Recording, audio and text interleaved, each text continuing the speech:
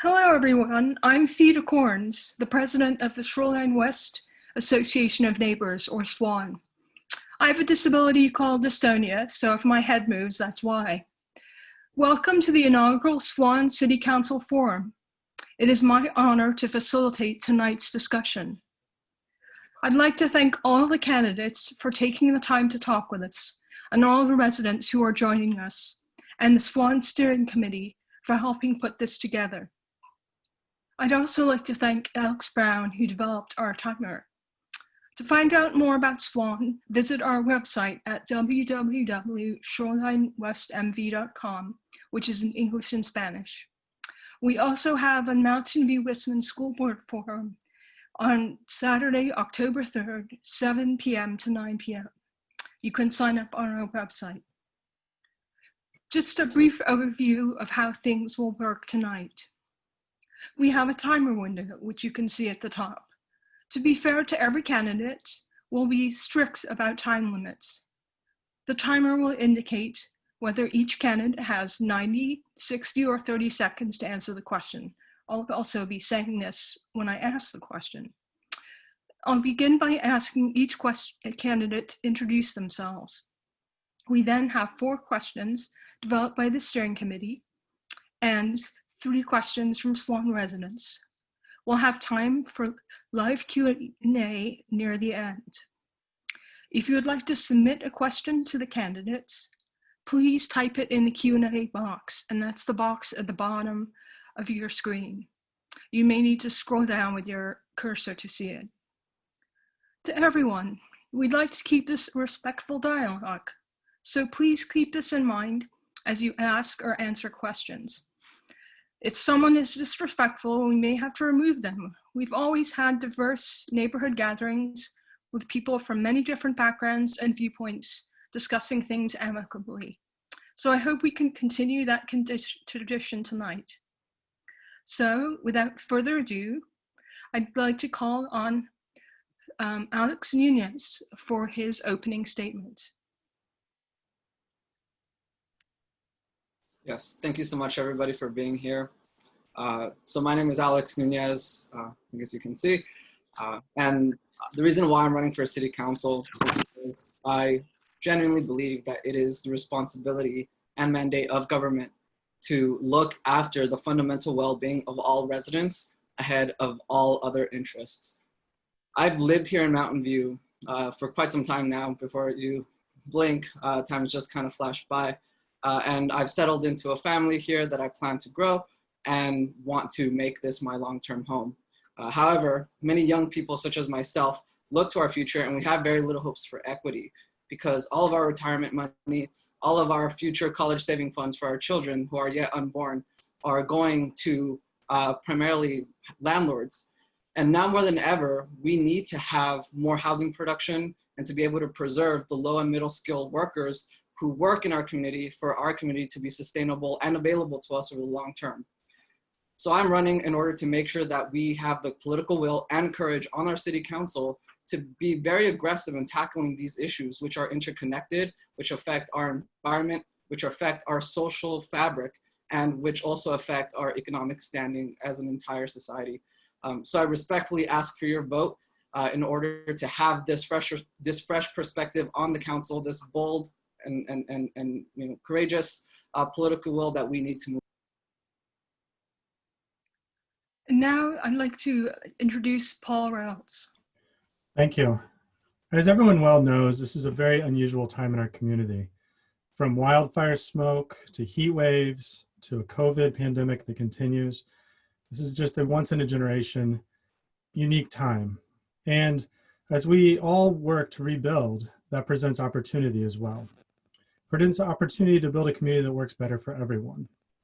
But we can only seize this opportunity if our city moves at the pace that it's able to seize that opportunity and build a better community for everyone. If we move too slow, this opportunity will be gone and we'll resume a city that doesn't really work well for anyone. As a college student at Purdue University, I was elected to the city council in West Lafayette, Indiana.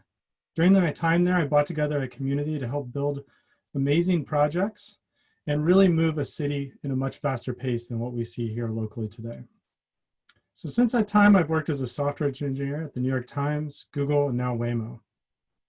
And so as we think about how our community should respond to this very unique time, how we should continue to move forward, we need this fresh thinking, we need this fresh experience from outside to do much better than we've done in the past.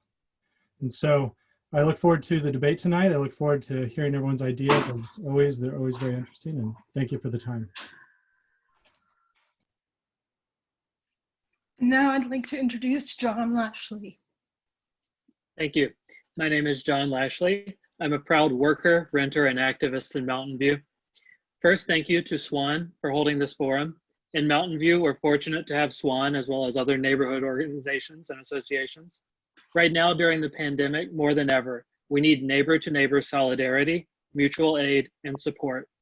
The pandemic has created pressure on our abilities to work, pay our rents and mortgage, buy our groceries and medicine, and more. It is literally deconstructing our neighborhoods and our city in some sense. Now we have to be conscious about how we maintain and rebuild. We must provide an expanded rent and mortgage relief program that keeps all residents in their homes. We must solve our racially biased police arrest record, where our Black and Latinx neighbors are much more likely to be arrested than our white or Asian Pacific neighbors.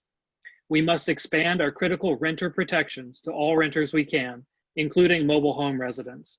I am campaigning for this and more. These are rapidly changing and uncertain times, but together as neighbors in Mountain View, our solidarity is a force that will see us through. I hope to win your support tonight with my platform, honesty, and conviction. Thank you. And John was actually under time. And now Sally Lieber. Thank you so much, Theda. I want to thank everyone who's attending tonight and everyone who's working to keep the SWAN Neighborhood Association strong. I really so much appreciate your efforts. And, you know, Mountain View is really my adopted hometown. I moved here kind of accidentally 24 years ago. We stopped off in Mountain View on the way to Big Sur and never actually made it down to Big Sur because we were moving to Mountain View. And we have a really good community, and I think it's worth fighting for, especially during these challenging times. And I want to say how much I appreciate the current council and the past council's work to keep up Mountain View. You know, people are really suffering right now, and I think that we have to do even more, and we can do even more to support other people in our community, to make sure that we all get through these current challenging times together. And I'm very pleased to be here with the other candidates and to be able to work with them in the coming months to really bring out the issues that concern Mountain View. And if we don't address your question here tonight, I hope you'll reach out over the web to each of us and to put your thoughts out to us and to get your questions answered. And again, I thank you so much for being here. Thank you. And now Margaret Abakoga. Thank you, Theda, and thank you, SWAN, for having us this evening.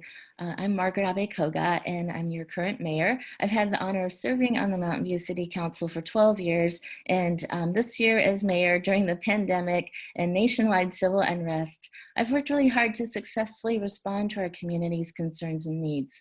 Working together with my colleagues, staff, other public, private, and nonprofit partners, I initiated the largest rent relief program in the county, a small business resiliency program, open safe parking lots for vehicle dwellers, enhanced food, hygiene, and safety assistance for homeless and low-income families, brought COVID testing to Mountain View, opened Castro Street's outdoor dining, and fostered community dialogue around diversity while working to ensure equitable and inclusive city service delivery. We now need to work together to rebuild our community. As mayor in 2009, I led the city out of the Great Recession and helped develop Mountain View to be the great place it is by implementing innovative approaches to address housing, transportation, and climate change. I championed safe and strong neighborhoods, added parks, improved infrastructure, expanded city services, and partnered with our schools. My fiscal prudence and work on innovative revenue generation in the past decade directly contributed to a balanced city budget this year with no cuts. My leadership experience, especially during crisis, and extensive record of results makes me the right person to continue on the City Council at this critical. Thank you. And now Jose Gutierrez. Sure. Thank you. Thank you, everyone. I want to, I know we're having a candidate forum for City Council, but I also wanted to acknowledge and pay tribute to the life of Justice Ginsburg, who's made a dramatic difference, not just for women's rights, but for equality as a whole in the United States. And as a paralegal and a person of color, I can't tell you how much that means and how sad I am that she's no longer around. And I just wanted to pay tribute to her and to her achievements. Having said that, I'm running for City Council to make a difference. I've been on the Mountain View Westwood School Board for about 5 years now, appointed back in 2015, ran for a term in 2016 and won. A few years back, our board was somewhat dysfunctional. Now we're not at that stage. Now we have had plenty of success stories and achievements. And one of the greatest moments in our history as a board was to be able to partner up with the Mountain View City Council, as well as developer Fort Bay at the time, to create apartment housing for Mountain View Westwood School District teachers and staff. And we set aside of those 144 units, 20 of them for city employees. It's that type of partnership that we need now more than ever as we reassess what's important in Mountain View, both in the economic situation with job creation and helping our small businesses, and also protecting our neighborhoods, but also allowing green spaces to come about. And partnering up with developers to also have in the community benefits library satellite branches for our new members of the community that are going to begin their partnership in living here in Mountain View to also have that experience of being able to have city services locally, reducing our carbon footprint and helping the environment that way. Join me to make a difference. I appreciate your help. Thank you. Thank you, Jose. Many of us also are grieving the loss of our great Supreme Court Justice. And now we move on to Pat Showalter.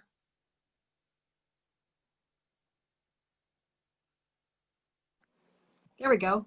Hi, I'm Pat Showalter, and I'm so glad to be here. Thanks for this opportunity. And I'm really glad that Jose brought up Supreme Court Justice Ginsburg. It's just a horrible loss to our nation, and we all will miss her a great deal. I wanted to also just thank SWAN for inspiring me to start a neighborhood association. When I was on council, I attended a number of your events, and they were great fun. So I started the Cooper Park Neighborhood Association. So thanks for that inspiration. Times are uncertain, so we need to elect people that we can count on. I've been active in Mountain View for 36 years, starting out volunteering in schools. Then I served on the Environmental Planning Commission for 9 years and on your council for 4 years. I'm known for championing housing and the environment and for being a good listener, and also for treating people with respect. Those are all things that I'm sure you think are important, as I do, for having a government that's responsive. I've been advocating for housing and sustainability here for over 20 years. So I'll continue to do that. And I'm ready to take on this job because I've done it before. So I hope you'll give me that opportunity. I'm really proud of the accomplishments that the City Council together. Thank you, Pat. And now we move on to Lenny Siegel. Hi, I'm Lenny Siegel, and you can count on me to stand up for what I believe in. I won't work with the landlords to weaken rent control and then claim I'm trying to protect rent control. I won't try to reduce the number of housing units planned for North Bay Shore and then take credit for all the housing Mountain View's building. I won't try to throw a woman off the downtown committee because she missed meetings around childbirth. Two of us voted to keep her on, and she's there as the chair. We need people on the City Council who don't just pretend to try to take care of the whole community, but people who actually can walk the walk. If you want to know my stands on the issues, if you want to know my accomplishments that I had when I was on City Council, things like Measure P, the Los Altos School District School, things like that, go to my website at lennysiegelforcouncil.org, then follow the links to my YouTube link because I've recorded about 16 or 17 videos about issues facing Mountain View.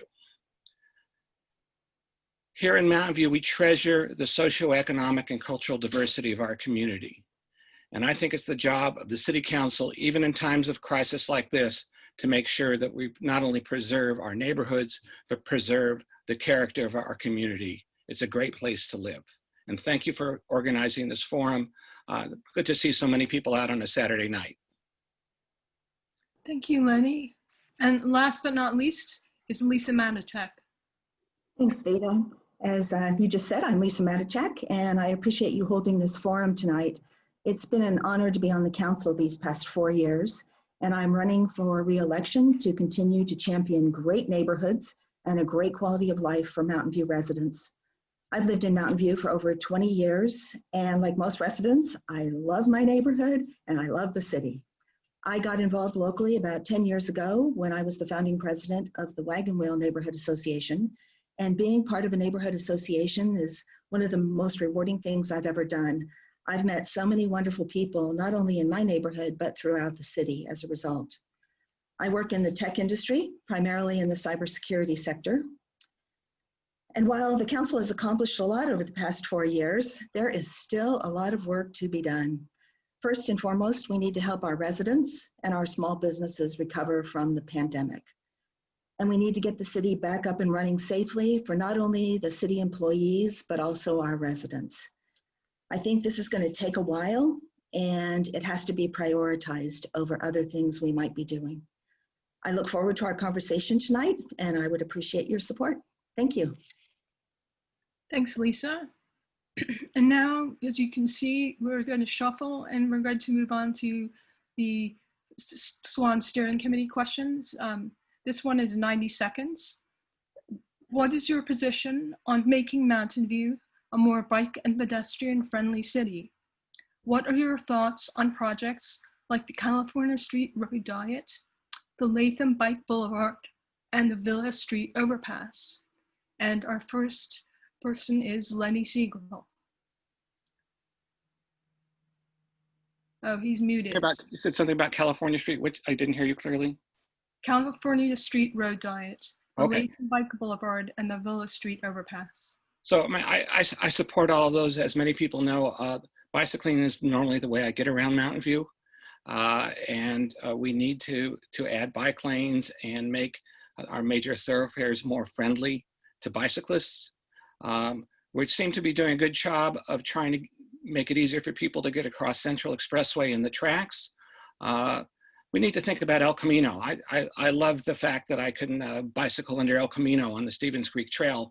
And we have to look ahead to see where we can do like a Castro and Shoreline, maybe even San Antonio. Those are really long signals, and getting across on a bicycle is not a very friendly thing to do. So that's the first thing. Secondly, and when I was on council, I kept repeating this to the Public Works Director. We have to make sure that what they call the loop detectors work. It is so frustrating to bicycle up to a signal, roll your bike over the little symbol, and just sit there not knowing whether it's going to work. It's a rather simple thing, but that's one of the things that leads people to run red lights. And third, and I know lots of people in the community brought this before the council, but it hasn't happened, we need better left turns. Maybe the solution is Dutch intersections, but the idea that the most dangerous thing I have bicycling around town is making a left turn. And I guess finally, we need better bicycle parking downtown. There's just not enough of it. I bicycle downtown frequently, and I have to tie my bike to a pole. So those are the things that I'm looking. Thank you, Lenny. And now we'll move on to Jose Gutierrez. Thank you. I agree with having more space for downtown parking options for bicyclists. I used to be a road cyclist, not anymore. I've gained a little bit of weight because of the COVID-19 the quarantine. But I know this for sure. It would be wonderful to be able to have connectivity and a pass that would allow for our kids to be safer when they would ride their bikes to school. I know we had so many instances where our little ones were being involved in accidents, quite frankly, as they were going to Graham or Crittenden. And to get that type of update from the superintendent, it's not the best of the world. Imagine being the parent to that child who was involved in the accident because they got hit by a car. What I also think that we should do, though, is we have to think more green in terms of being able to connect the new apartment complexes and housing projects that we have in mind in the future, to have them also connect to pathways to schools and to the local parks and to the library. Because if we don't have those types of set aside lanes for our community to take advantage of, then we really can't promote that much participation in using those types of lanes for cyclists. If we can take that into consideration and work together with developers and the city and the community and those neighborhoods to make that a reality, then we have a better option in having those lanes be used, having our kids be safer as they go to these parks, the libraries and schools, and working together as a community to take care of this issue that affects everyone. Thank you. Thank you, Jose. And now we move on to Margaret Avakoga. Thank you. So I consider myself a champion of bike and pedestrian access. I'm an indoor cycling instructor, and that's what got me into biking over 20 years ago. And when I have been doing outdoor cycling, definitely I've noticed the needs for improvement over the years. And so the 3 projects that Theda mentioned, I have supported all of those. I cannot speak on the Latham Street Bike Boulevard because I live on Church Street and it's connected there, so I'm conflicted out. But with California, I remember I think it was Great Streets that led us on a tour when we rode along this street to see what improvements need to be made. And it was moving along, the project, but somewhere along the way it was halted. And I've actually asked the staff to bring it back for us to revisit. I think in general, we could do many more improvements. I'm really excited. I was the only supporter of bike lanes on El Camino 10 years ago, and this past year we approved it unanimously. I would like to see, we've had plans for cycle tracks. The bike bridge over Terabella is being designed. So lots of exciting improvements are coming their way, and I think we should definitely work on safe routes to schools or continue to do so. Thanks. Thank you, Margaret. And now we move on to Paul Rawls. Thank you. I just got off the bike 20 minutes before this forum, so it's an important issue to me. I think every street in Mountain View needs a bike lane, and not just a strip of paint down the side of the road that is more unsafe than not. We need real bike lanes on every street in Mountain View so that you can get anywhere you want in our city without having to get in a car. Now, you've heard individuals talk about being on the council for 8 or 10 years or 12 years and how much of an advocate they are for bike lanes. Well, I don't think the heart of this question is dissatisfaction with our bike infrastructure. And so it's hard to claim that they've done a great job of building bike lanes, and they've had 12 years to do it. And today we have a city that requires you to drive all over. And so there's a big contrast there, and I want to point that out, and I want to bring that to the forefront, that we've had a lot of failure in this issue. We've had too much spending on parking spaces and parking garages and car infrastructure, and not enough spending on bike parking downtown and bike lanes and connecting our city so that our children can get around anywhere in the city safely on a bike lane that's more than just a strip of paint down the side of a road. Thank you.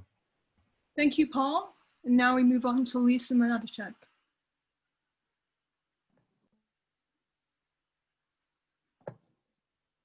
Thank you. We have been working to increase the infrastructure to support active transportation for a while, and we have made some progress. I like the fact that we recently adopted a Vision Zero policy to make walking, biking, and other ways of getting around the city more safe. We have the challenge here of limited right-of-way. And so one of the things we asked city staff to do was take a look at all of the different forms of getting around the city, and let's figure out which routes we're going to optimize for the different ways of getting around, whether it be riding on a bike, walking, public transportation, or in a vehicle, a car. And I think that's coming back to us soon, I hope. It's a major project, but we feel like it's necessary because, again, we have limited right-of-way. And the challenge there is we don't have great public transportation, and so people are forced to get around the city other ways. If we had great public transportation, we probably wouldn't be having some of the challenges we're having. I have supported the bike improvements that we've made, including the ones that are forthcoming, the El Camino Real bike lanes, and also the other ones that were mentioned. They're important for the city. Thank you, Lisa. Now we move on to Pat Showalter. Hi, yes, this is a great question. One of my favorite places in the city is the Stevens Creek Trail. And I wish I had a t-shirt that said my bike is the my gym is the Stevens Creek Trail, because that's really the truth. It's my way to connect to nature and to get around. Like many people have said, yes, I support all the improvements that have gone on. And we need to continue to make these improvements.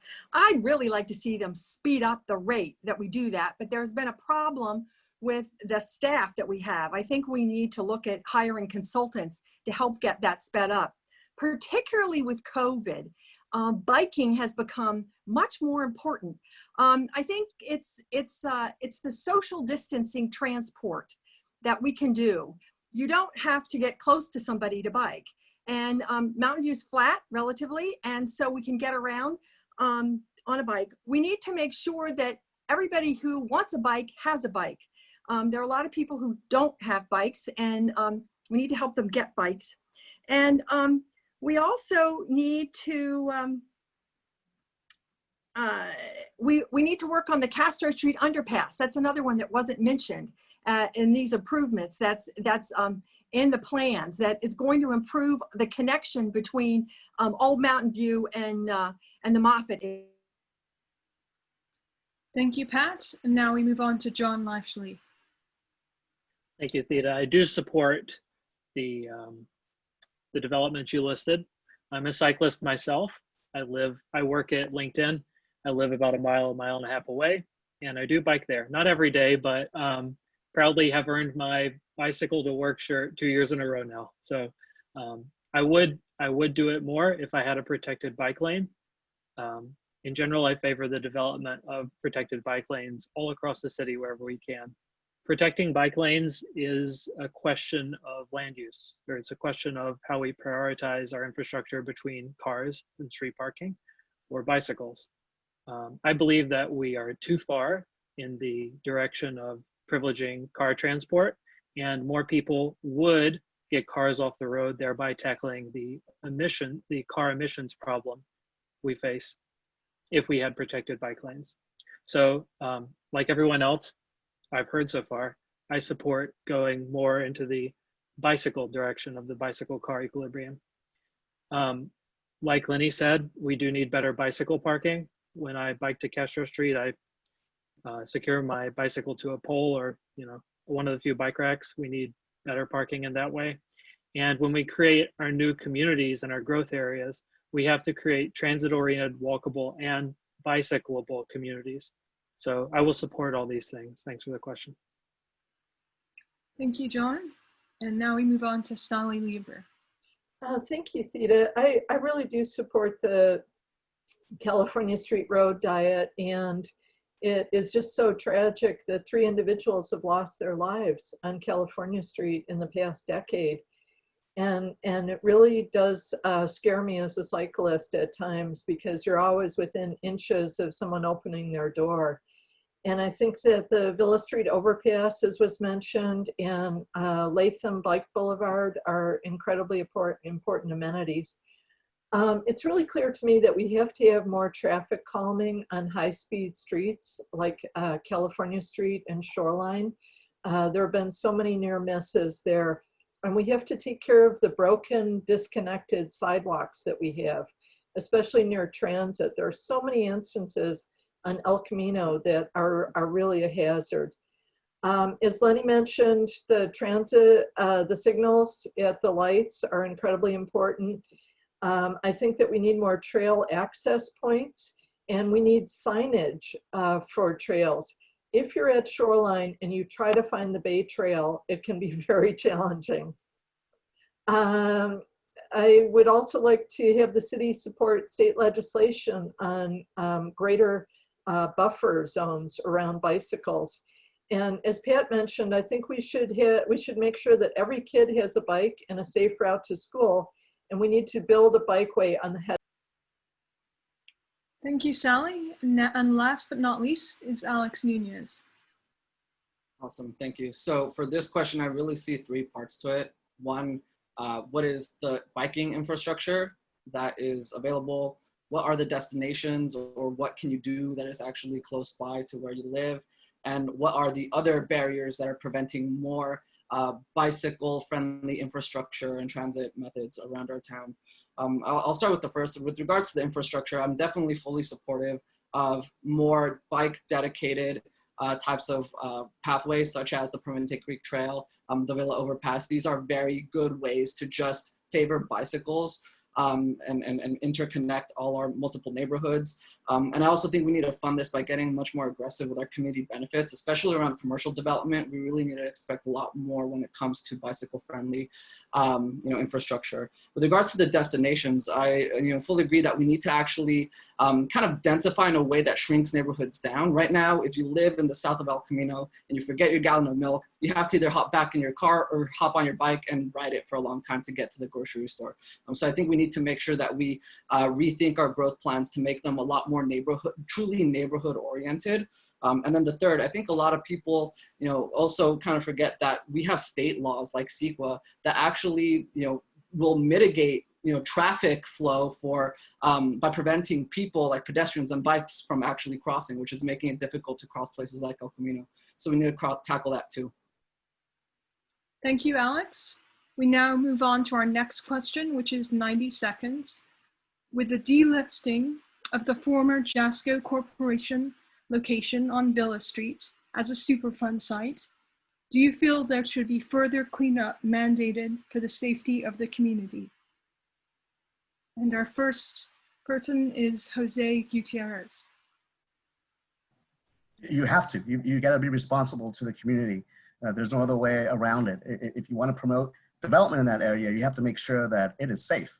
If it's not safe, then we need to continue the cleanup. It's a pretty yes or no answer. I don't think that anyone here who's running would say otherwise. You've got to be prudent about it. But if there's an issue that's more concerning than anything is for persons who are running to be members of city council, is to also have that ability to have that partnership and oversight with funds, well, not funds, but with sites like this. Because I think sometimes when they're passed on and they're let go, at times one of the important issues that we don't tackle is the follow-up, the follow-through, to be able to make sure that this is indeed safe for our community.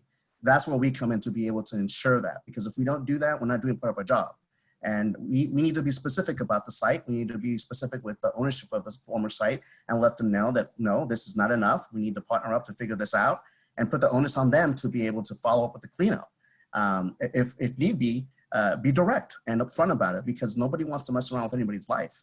And for that matter, to have consequences happen to families who live there 5-10 years down the road with situations that we don't want them to tackle, such as birth defects. Thank you. Thank you, Jose. We now move on to Mr. Paul. Yeah. On complex issues like this, it's always important to trust the experts, trust the scientists. We need to do that as a local level as much as we demand that from our federal legislators. Environmental stewardship is incredibly important in our community. We need to be playing a role as a leader in making sure our city's environmental impact is kept to a minimum. And the city can play a large role in leadership in that area. I mean, setting goals that it reviews on a quarterly basis to make sure that it's enacting changes to move towards those goals needs to be a council priority. And having the city do very basic stuff at this point, like stop the use of natural gas in all city-owned buildings, stop the use or procurement of new purchasing of internal combustion engines by the city. So that, I mean, that's a very straightforward thing the city can do today.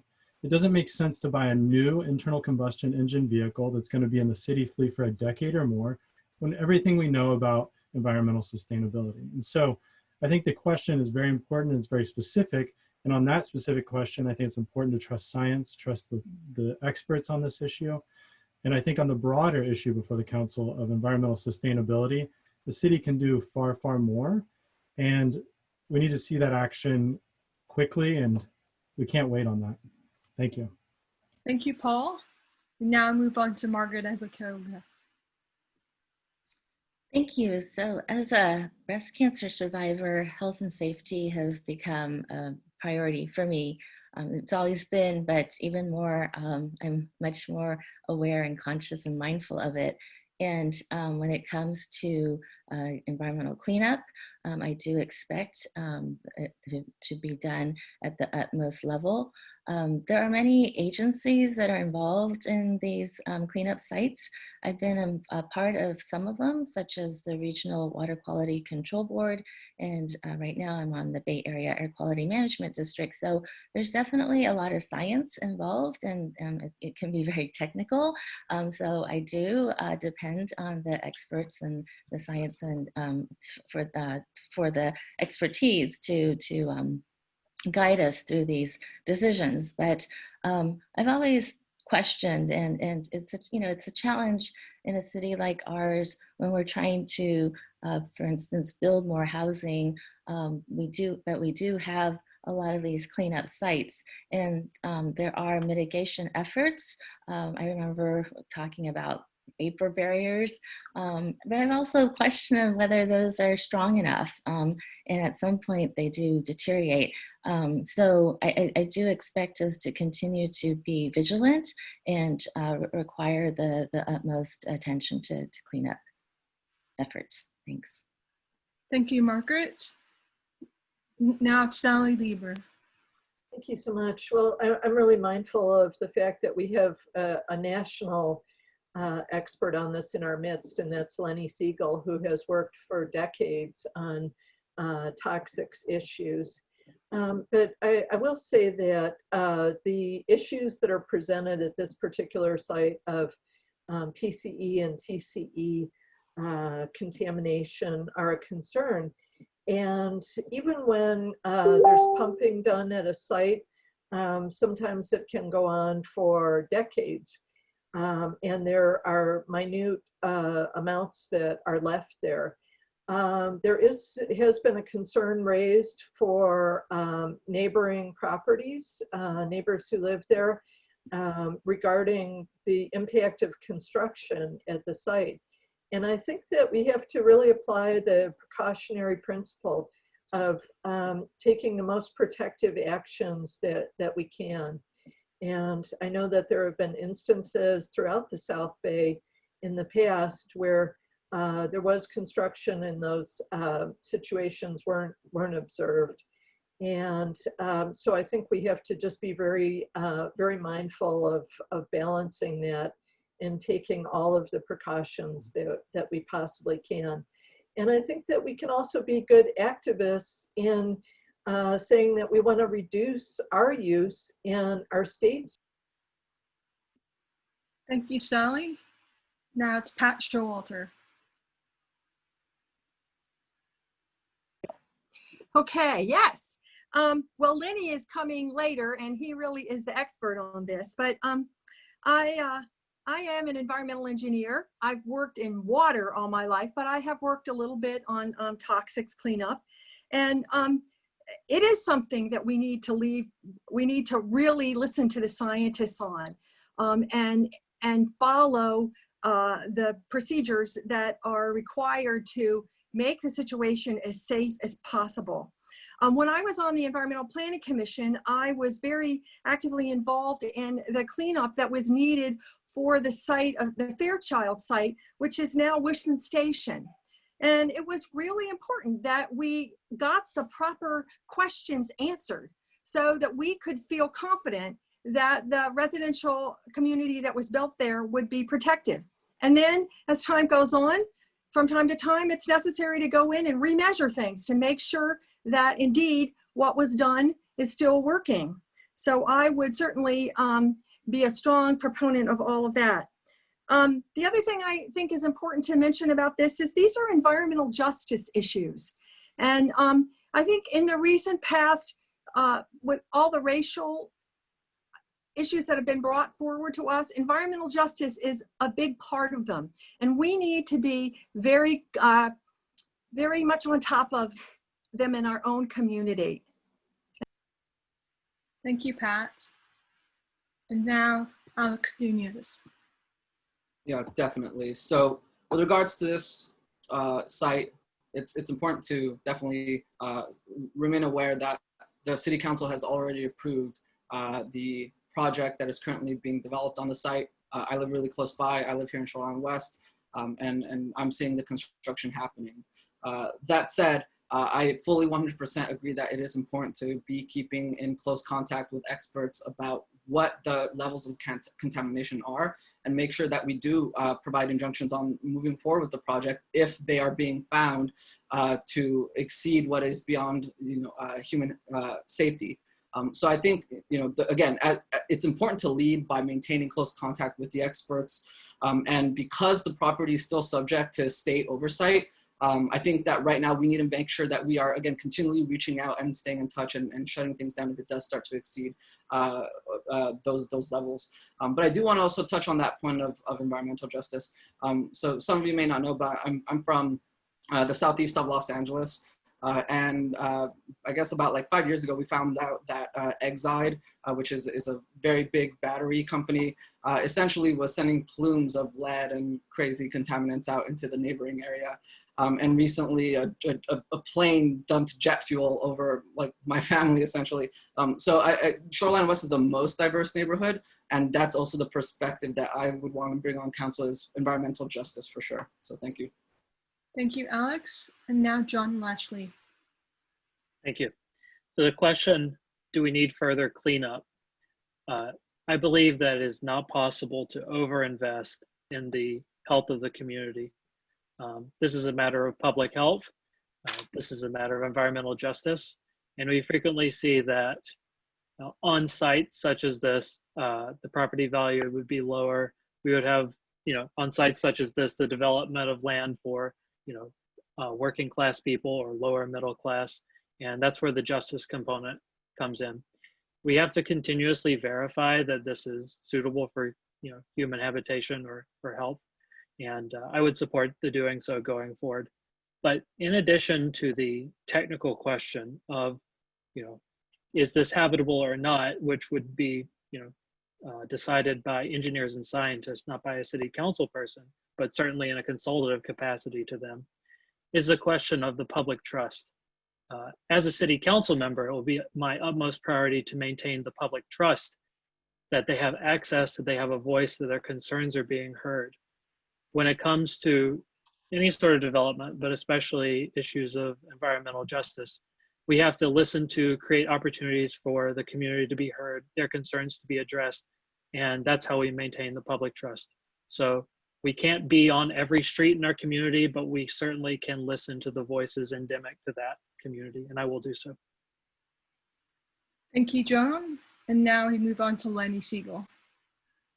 There are high levels of cancer-causing, birth defect-causing chemicals in the subsurface at the Jasco site. EPA is delisting it because they say those chemicals came from off-site, not because it's safe. In my comments opposing the delisting, I said that one, that is legally unjustified, and secondly, that the evidence of the groundwater flows and the reports that we got in the 1970s that there was midnight dumping there, it's not at all convincing that the contamination came from off-site. So now it's up to pressuring the water board to make sure additional cleanup takes place and that mitigation is built into the building. It can be done safely.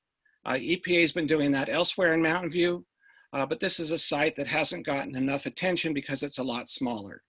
So I have a meeting on Monday with the water board and EPA to tell them what I think they need to do additionally to make sure that this site is safe for habitation. We have a lot of development occurring, office and residential development occurring on contamination sites in Mountain View, some from the electronics industry, some from dry cleaners. When I was on the council and when I return to the council, I will read the documents to make sure that we're not putting people in harm's way. Mountain View has been a national model in building safely on contamination sites, but we have to work hard to keep it that way. Thank you, Lenny. And now Again, I guess last, it's just this luck of the draw. Lisa Matichak. Thanks. So public health and safety are of utmost importance. And I think everyone here would agree with that. I think it's important when it comes to the contaminated sites that we have throughout our city, and we do have quite a few, that we listen to the scientists and do what is necessary to clean up the sites and make it useful for either residential or commercial uses. There is active monitoring when a development is occurring. There's a site in the Wisman area where construction was stopped because they encountered higher levels of contamination than they expected, and additional remediation was done. I appreciate that there are the folks at the EPA watching out for this, but I guess I would also say that, you know, I'm wondering what's behind this question, and if somebody actually has concerns about the JASCO site, then I wish they would bring it to the city, and obviously we could follow up on that. I think we have tended to rely on the scientists, but again, if the public is concerned, they should let us know. Thanks. Thank you, Lisa. And now we'll move on to the third question from the steering committee, which is also 90 seconds. Shoreline West is proud to be a diverse socioeconomic neighborhood with a mix of apartments and single-family homes. What actions will you take to support our residents who have been disproportionately affected by COVID-19? And we'll start with Margaret Abakoga. Thank you. So as I mentioned in my opening statement, being mayor this year has certainly been an unexpected, unprecedented experience. And when sheltering in place went into effect on March 16th, immediately we began to receive requests for assistance from tenants who are going to have trouble paying their rents, from the small businesses. And you know, as mayor, I felt compelled to roll up my sleeves and work on all of these issues, especially as our city manager was maybe 5 days on the job when we went into sheltering. And so I felt it was important for me to really get involved and be hands-on. And so we created the rent relief program. It's actually something that we've had for a while, but in a small capacity. And I actually had been advocating for us to increase that to a bigger program for quite a while when we started seeing rents go up. And I'm glad that we were able to do that with $2.7 million of city funds. CSA has matched that with some more fundraising they've done, and we've been able to help a couple thousand families through that. So I think continuing with programs like that, we're working on our zoning R3 standards. So it's going to be coming up on Tuesday. We'll be talking about displacement or displacement efforts to. Thank you, Margaret. Now we move on to Paul Ramos. Thank you. The city's not been doing enough to stop the spread of COVID. It's been leaving the response largely up to the county, and that's been quite disappointing because we have unique needs like the one in this neighborhood association. And you know, what we need here is we need more of the city resources dedicated to stopping the spread in our community. We've had mass distribution on and off. My campaign's distributed more masks than the city has at this point. We've had testing sites on and off. We need daily testing sites downtown that are walkable, that are accessible, that are open every day, that are not closed if it's a little too hazy. And we need to stop the spread locally. That's the best way to help everyone start to recover. But the city has a great balance sheet. And we need to start using more of that balance sheet to help renters and businesses in our community. And so, you know, there's been some efforts here, but it's been far too little. And so we need to step up. We have, you know, a very large city staff and a very large city budget. And we've spent a tiny, tiny fraction of that on stopping the spread and helping our citizens through this historic and really unique time. And so there's a lot more we can do. And, you know, really, attacking this issue is the number one issue we can do right now to prevent displacement. There's a lot of people that are leaving our community being forced out of our community because they're experiencing a lot of distress. And so that makes it clear that we're not doing enough. Thank you. Thank you, Paul. Now, Pat Showalter.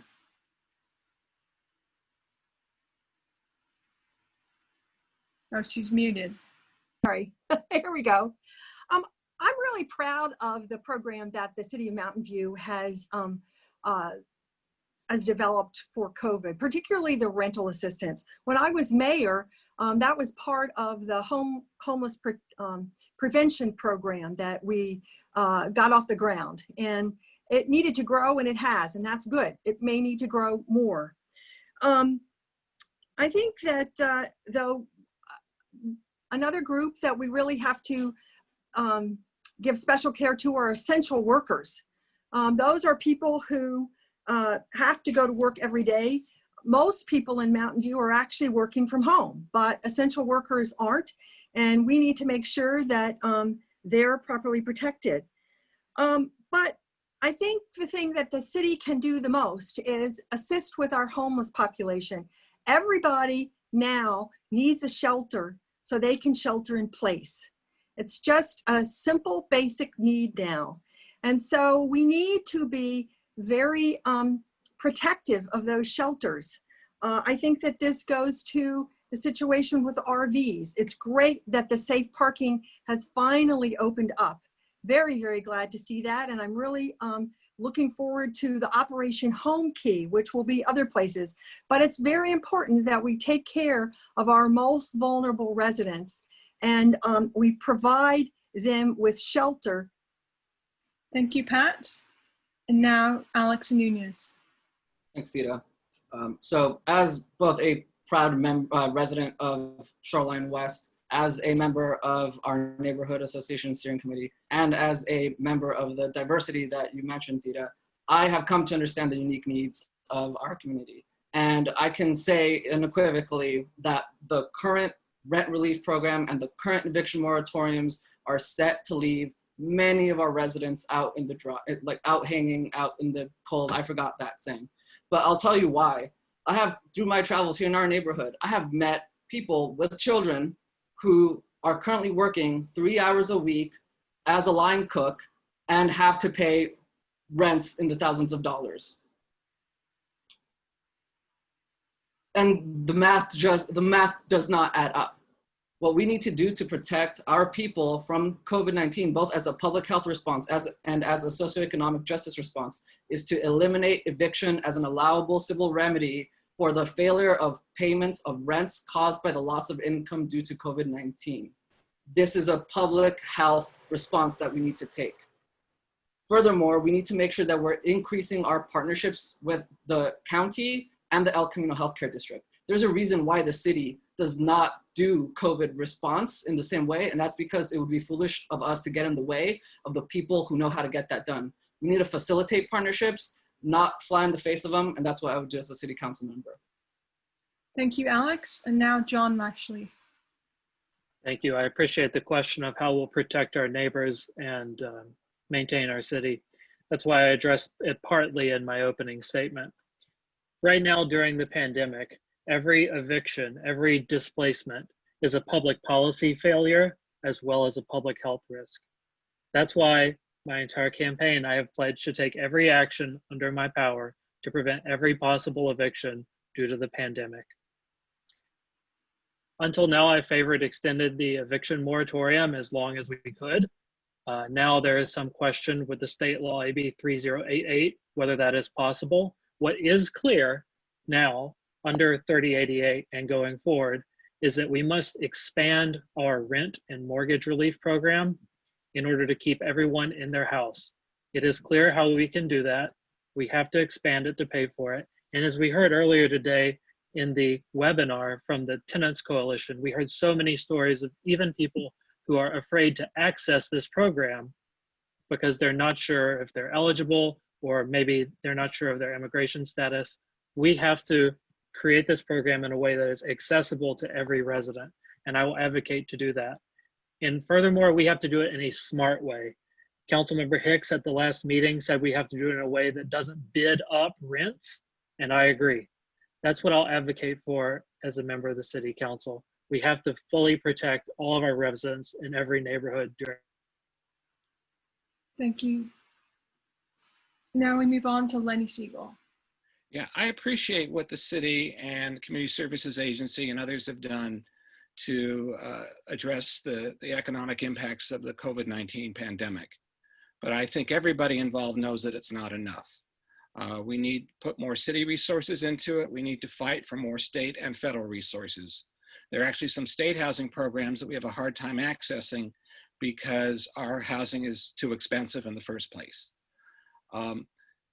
One of the things that I've asked for from the city when I talk to the city manager is we need better data. We don't really know how many people have been evicted or are likely to be evicted. We don't know how many people are getting supplemental unemployment. Without good data, we can't fashion the proper program. And finally, reports from people that I know in apartments are a huge number of people in Mountain View have self-evicted. That means they've moved out. Some of them have done it because they can work from anywhere, but a lot of them have done it because they can't afford the time bomb at the end of the eviction moratorium. That is, they're going to owe rent at the end and they won't be able to pay it, so they've moved out. So as part of our assistance to our renters, we have to figure out a way to help people return to Mountain View when this damn thing is over. Again, Mountain View is doing better than most cities, but this is a terrible situation and we need to do more. We have to find out what people need and answer that need. Thank you, Lenny. Now, Jose Gutierrez. Thank you. Yes, you know, when you hear the diversity of opinions that we have amongst the candidates, there are several ideas here that if we can combine them would be great segues for conversation, but also action. One of the things that I support, a lot of these things are items that I support, but when you look at the rent relief program and the eviction moratorium, yes, we have to expand that, we have to increase that. And yes, we have to help out a homeless population with transitioning to shelters that will help them now during the pandemic. But what I'm also seeing here is that there's a need for, this is the time during a pandemic when the private sector has to step up. And this is the time where we should do the ask, approach companies in general within our own area, not the small businesses, but the larger ones like a Google, like a LinkedIn, like an Intuit. And we need to ask them point blank, what can you do to help us? These are the issues that we have facing our community members. One of them is the rent relief program. What can you do to help us with the contribution so that we can help the citizens that you're serving stay here in Mountain View? If you can look at it from that perspective, it's a win-win situation because they're contributing to the community life and they're contributing to the partnerships that they seek to create. But then it also shows their ability to be cognizant of their social responsibility within Mountain View. There's only so much that city governance can do.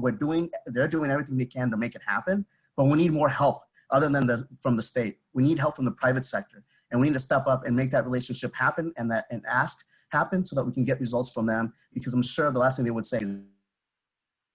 Thank you, Jose. And now Lisa Matichak. Thank you. So, you know, certainly this is a situation that most of us have never seen before.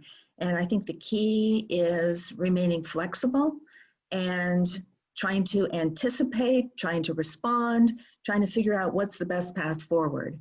There are so many different parties involved in this, with other parties having jurisdiction, that it is important, as was mentioned, to have partnerships with the county, with the state, with private corporations, partnerships with healthcare providers.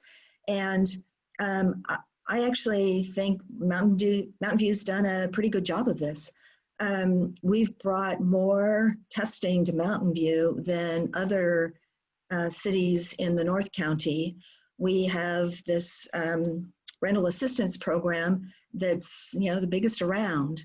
And I know, you know, if someone said it's not enough, I feel like we're going to keep on talking about this. We're going to keep on understanding the issue, and we're going to keep on responding. We've talked about this many times at the council in different fashions, rental assistance, testing. And so, you know, this isn't the end. We're going to continue working on this and work with the partners to address it. Thanks. Thank you, Lisa. And now Sally Lieber.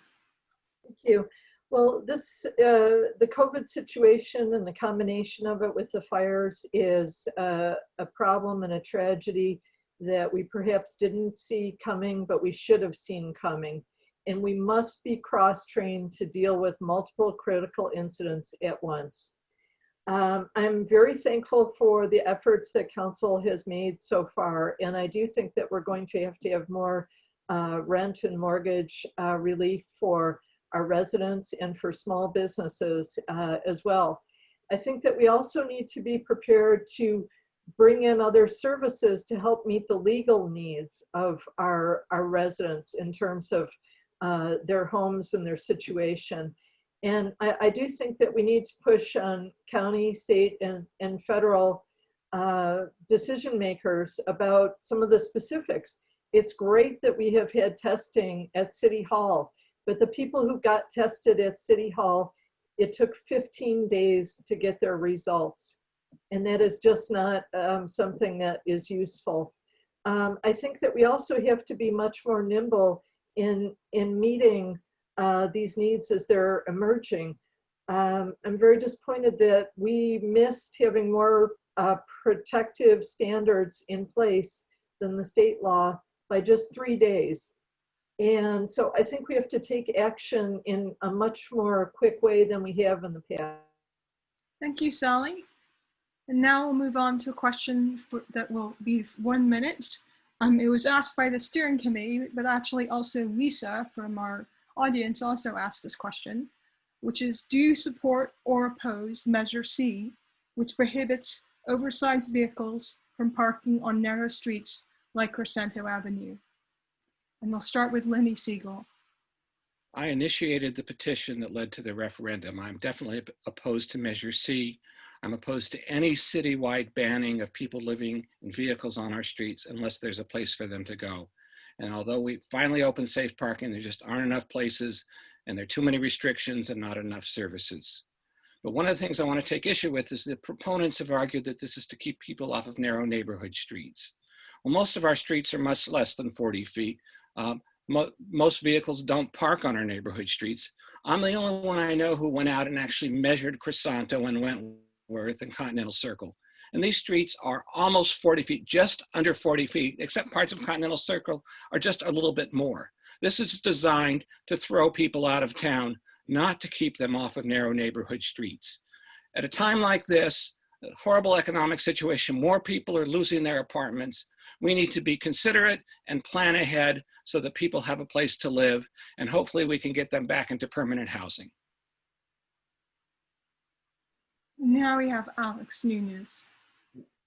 So I'll speak to my views on the issue and then why I oppose it.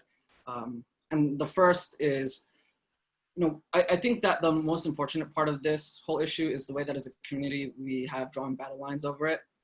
And as far as leadership goes, I think it is absolutely important to diffuse and make sure that we validate everyone's experiences and points of view, even in disagreement, because they are absolutely. So as a city council member, I will make sure that I always lead through validation of others' experiences on this and not demonize anybody just because they oppose me. But I do oppose this measure. I've knocked on the doors of RVs, and these are, I have knocked on these doors. They are working homeless people. We are asking them to contribute to our local economy, but they don't have a place to live in our society. There's not enough homes. And so to me, putting the onus on them, putting the burden on them when it's been the failure of multiple decades of housing production that's been lost is not the right way. I think we need to allow commercial safe parking and get people into safe parking and into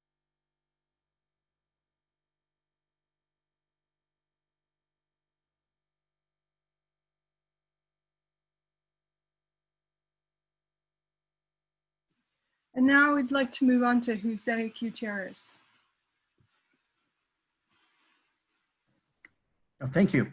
Yes, this is bad timing. Right now, this issue, I feel like the persons who are in the middle of it are the actual victims themselves, because I don't think that we're able to either understand the situation that they're in, and I don't think that as a community, that's what we wanted to do. I'm happy that this is going to be voted upon by us members of the citizenry here in Mountain View. I'm glad it's on the ballot. I'm also on the school board, and I look at this a little bit differently because I've got kids who are in these mobile homes. But I have to also question, at this point in time, the partnerships that we have. Lots of high-tech workers are leaving by choice because they can afford to get that pay living somewhere else, not here in Mountain View, and therefore they're saving money. There's plenty of open spaces in Google parking lots. I don't see them saying, hey, we can help you out. So let's ask them, can you help out? Between now and the time you reopen, those are big spaces that we can tap into possibly. And that's a partnership that we can establish to try and mitigate this issue. Thank you. And now we move on to Lisa Mandachak. Thank you. Thank you. So I do support Measure C. Safe parking and parking regulations go hand in hand. And we have 3 safe parking lots. And the great thing about the safe parking lots is the folks who go there work with caseworkers, and those caseworkers help them get into more stable housing. We've had pretty good success with that. These are temporary safe parking lots because you go there, you work with the caseworker, you move to more stable housing, and another oversized vehicle can then take your place. You know, the city's been working on this for quite some time, and it's basically a public health and safety issue. We need to address it. We're responsible for our public health and safety. And so I do support this as one measure we've taken to help folks who are living in our. Thank you, Lisa. Now, Margaret Abakoga. I support Measure C as well because I believe that the parking restrictions go, as Lisa said, hand in hand with, it's a balanced approach, and it goes hand in hand with our safe parking program.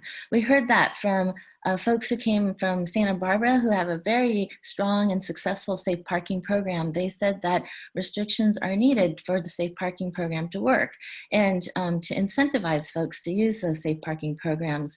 I think we all, or most of us, agree that living on the streets is not a permanent housing solution. I think we all, most of us at least, if not all, agree that we want folks to have stable housing. And so that's why we've put in, invested in safe parking program. We have 80% of the spaces in the county for RVs is in Mountain View. We just expanded, adding more spaces last council meeting. And so it's really that balanced approach that we're trying to take to address these issues. Thank you, Margaret. And now Pat Showalter. Hi. Yeah, I think that, like I said before, everyone, particularly now during the pandemic, needs a shelter to shelter in place.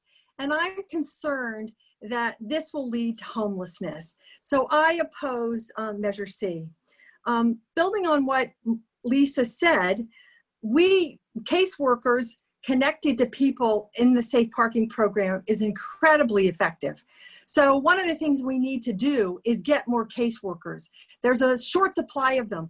I would like to see us get a group of volunteers that are trained and work under a professional caseworker so that we can work people through the system much faster. I also think that we do need to ask many more people, many more businesses to take part in the safe parking. We've demonstrated now that it works and that it doesn't create, we can get. Thank you, Pat. Sorry you're having technical issues. And now we move on to Paul Ramos. Thank you. I do support Measure C, and I think it is important for our community to give a safe, reliable parking spot to everyone who needs one in our community. And what I really want to focus on in this issue is why it took our community 4.5 years to get to the point where we were providing these safe spots. The council's been debating this issue for 4.5 years, studying this issue for 4.5 years. And at the end of the day, today, we only have 30 safe parking spots for over 600 unsuitably housed individuals in our community. Now that is a complete government failure. That is a failure to have compassion. That is a failure to respond to the issue. And so we need to think, how can we move faster? How can we do better in the future? And we need some new leadership to do that. The current leadership failed for 4.5 years and our community suffered for it. And so we need to step up. We need to provide a safe parking spot for everyone who needs one in our community. Thank you. Thank you, Paul. And now Sally Lieber. I am opposed to Measure C, and I think that a chase and displace policy during a pandemic is absolutely wrong. I know that vehicle dwelling is a part of the future. It's an attempt for people to have some kind of shelter, and particularly for seniors, for senior women, it is something that they can get into. All of the RV parking lots in the Bay Area have gone away to development. And I hear a lot about applying mental health and applying social workers and et cetera. And there is a contingent of folks that need that kind of support. But a lot of it is that housing is not affordable and there is no supply. When I've gone to advocate for constituents before CSA and beg them for any kind of shelter that a person can get into, they say there is nothing available. So we. Thank you, Sally. And now we have John Lashley. Thank you. I oppose Measure C. I volunteered to collect signatures and collected quite few to enjoin the ordinance. And earlier this year, I told the City Council in public comment my opinion on it, which is that parking regulations and safe parking do go hand in hand, but having parking regulations before we have a fully functional safe parking program is tantamount to eviction, which is why I oppose doing this now. What we have to do is build our safe parking program until it has the physical capacity to park all of our residents, which we know it does not by about a 3 or 4 to 1 margin. We must staff up with our caseworkers. We must purchase more transition housing to get people out of vehicles and into housing. And then we can circle back when we have accomplished that to revisit the parking regulation question itself. So I oppose Measure C. Thank you. Our next questions are from our community. Our first question was asked by several folks, Joshua, Brandon, and Jane. Summarizing the question, and you'll have 60 seconds, is would you consider an adjustment of the police budget to better reflect the needs of Mountain View and its social services? And we'll start with Alex Nunez. Yes, 100%. I think the way that we need to do this is by having a process where the community comes together to both audit the accountability policies more broadly for policing, as well as the budgetary resources that we are dedicating to policing. I believe that we need to make sure that for anything that has to do with a social service response call, that we make sure we release some of the pressure off of our police officers by not asking them to do too much, and make sure that we fund professionals who are well equipped and trained to address these issues, to go ahead and do them in the field and have backup from police as necessary. But more broadly, with regards to policing, I think that the issue here is not whether the Mountain View Police Department is a good or bad police department, because it's a great police department, all things considered. What we're looking at is that policing in America as a systemic entity itself is failing minority people in our society. So we need to make sure that we look at the numbers and understand that yes, minority people are being affected more disproportionately by policing, and address the root cause as well. Thank you, Alex. Now Pat Showalter. Can you hear me this time? Yes, I can. Okay, good. All right. Yes, I think that we need to have more social service workers that assist our police. And that may very well mean that the money that is currently used by the police for social service type work goes to another department, or maybe some of it goes to CSA. I think that the Mountain View Police has done, for most part, a very, very good job. But I think that the standards have recently, on a national level, been brought to our attention as just police all over needs to be looked at really carefully. I'm glad that the City Council has convened the Committee on Race and Equity to look at this. I think this is a good beginning, but that's what it is a beginning. So yeah, we need to follow up very carefully with the jobs that the police are currently doing and make sure they're the. Thank you, Pat. And now Paul Wells. Thank you. I want to answer this question very directly off the bat. Yes, we need to look at this police budget. It's above our peers locally. It's above the national level for a city our size. And so we do need to think about it.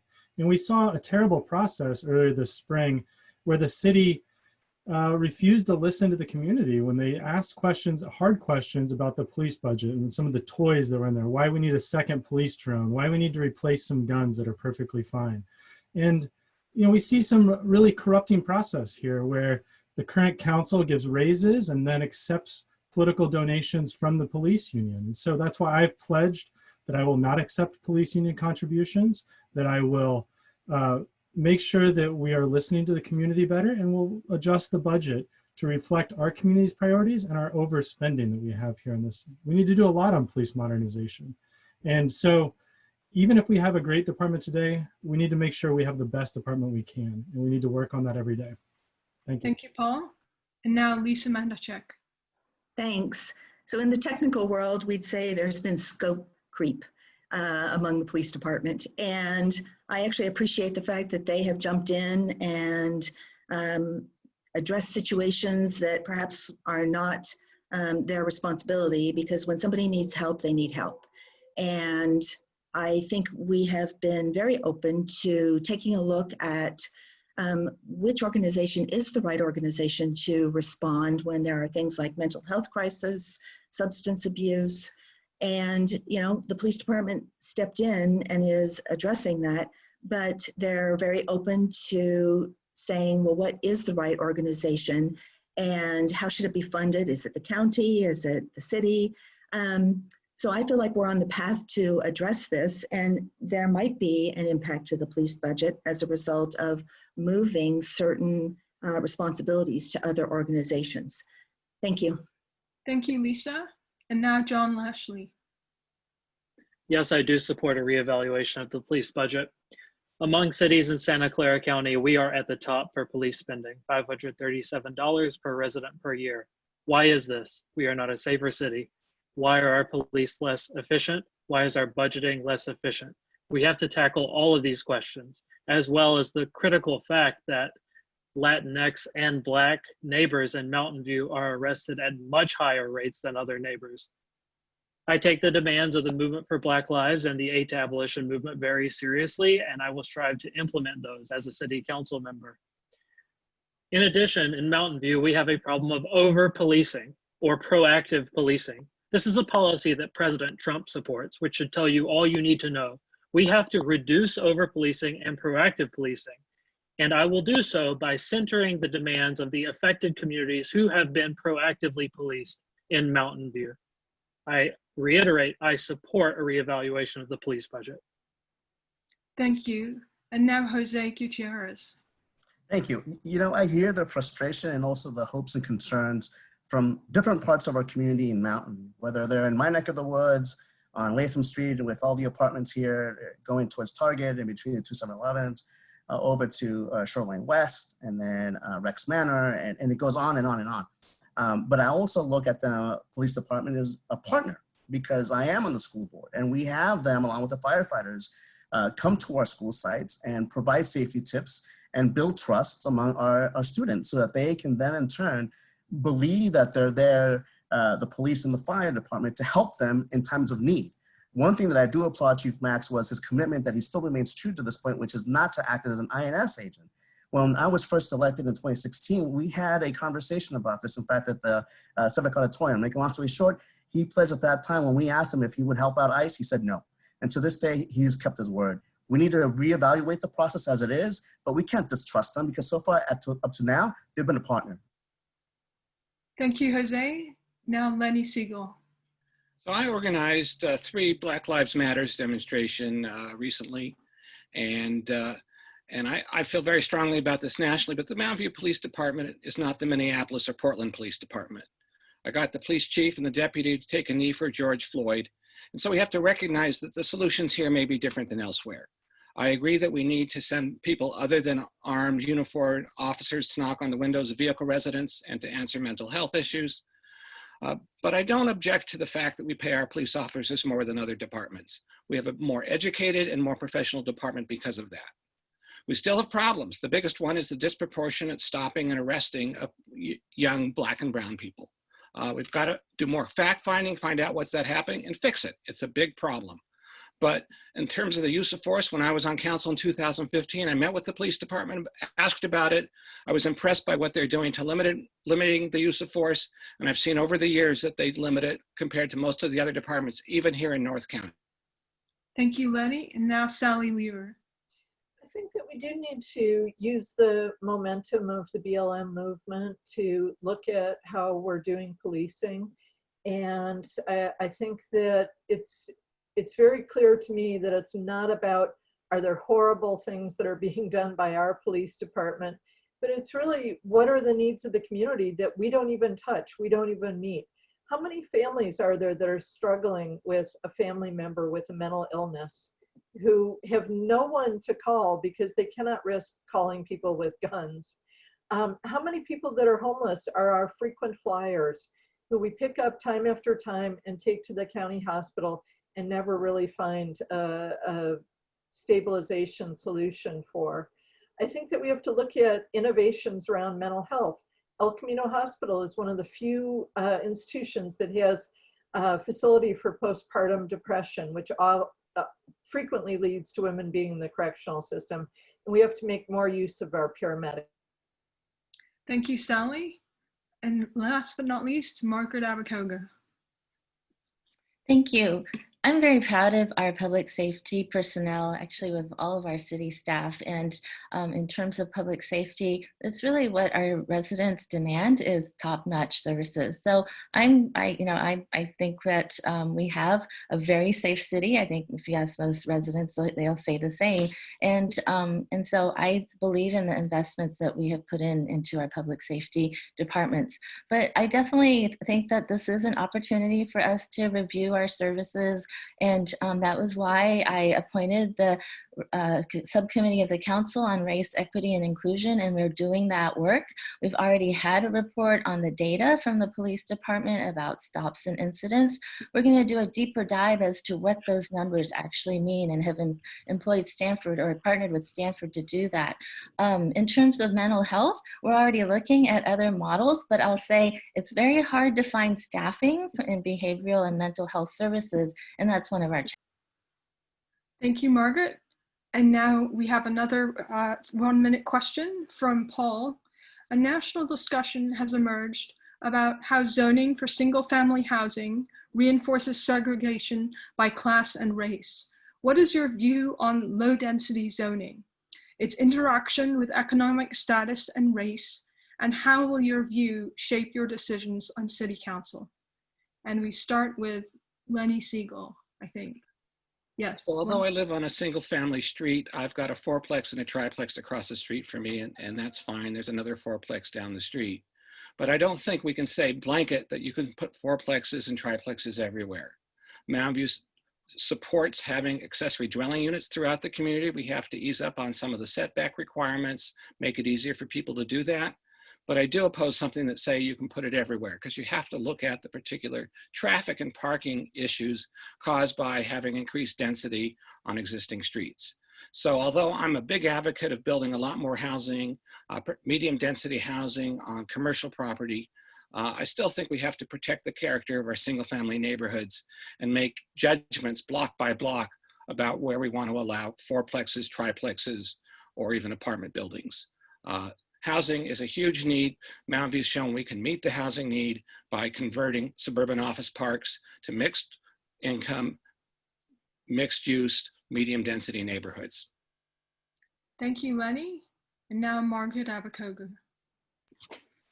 So I'm going to agree with Lenny on this one. I live downtown too, and we already have this mixed zoning. I believe I have a duplex next door to me, an apartment complex across the way, and a condo complex next to it, and we have single family homes down the road. So we have what I think other cities are talking about right now. We're already doing it.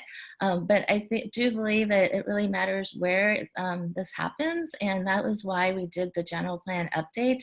It's actually gosh, almost 10 years old, and maybe it will be time to do a new one soon.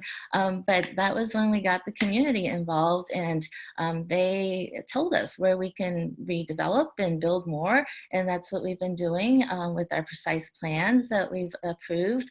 And that's where we expect to see most of the new developments happen. So I agree that it works to have mixed zoning. ADUs is also a big effort we've been pushing, but it does really matter where that goes, and we should have a plan, and we do. Thank you, Margaret. And now Pat Showalter.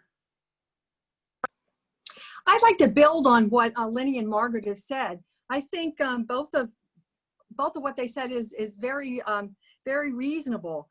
In addition to that, I think we also need to look at the financing. One of the reasons that there's been racial inequity has been loans haven't been given as freely to people of color as to white people. And we need to make sure that in our community, if you can qualify for a loan, then you can get a loan. One way to do that is perhaps to have a local public bank. So I think that's something that we should look into. I've been a big proponent for many years of ADUs and have voted numerous times to make it easier to build ADUs. We still aren't doing it at a very fast pace. So I need to think we need to find a way to incentivize them. And then we build where we don't displace people. That's it. Thank you, Pat.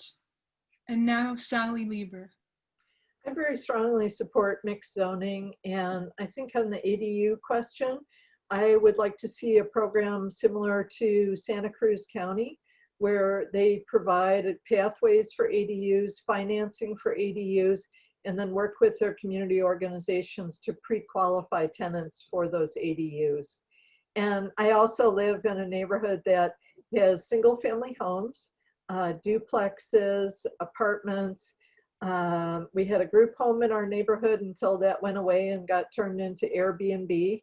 And I think it's that diversity that creates a more interesting, compelling neighborhood to be in. And I think one thing that we really have to put on our to-do list is to push relentlessly on the federal properties within our communities. To my mind, it's a tragedy that we ended up with a 60-year land lease for Google on nearly all of the property. Thank you, Sally.